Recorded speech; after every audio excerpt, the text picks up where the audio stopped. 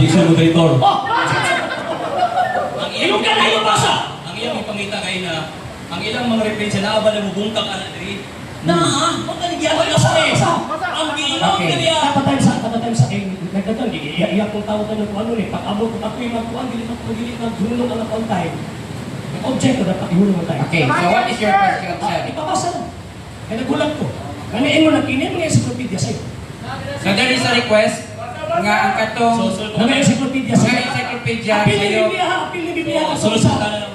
And then, Kini sa Protestant version. Ang iyang request kay Basahan na. as a continuation sa iyang question, sequence of question Okay. is Sunod na alam pangutana mo na ay ebidensya. pwede ko Sab, makita. boy, sab. Sab man. Nagsakit-sakit, manggod sila, na pangit yung paminaw.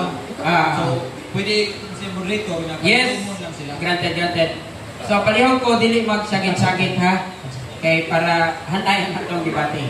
Okay, sir. Okay. Ang ikalawang pangutana niya, tumakon ko. Dili ang ihang request is a continuation sa ihang mga series of questions.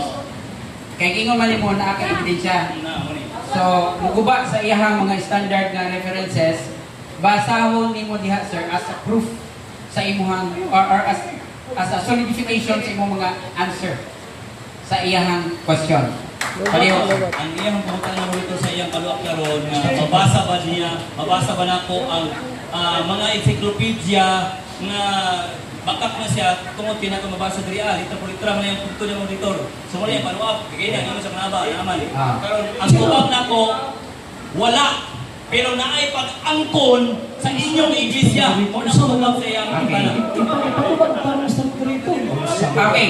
Usabon na to ang pangutanan mo sir. I-clarify na to yung pangutanan sir para matubag og sakto sir. Kay murag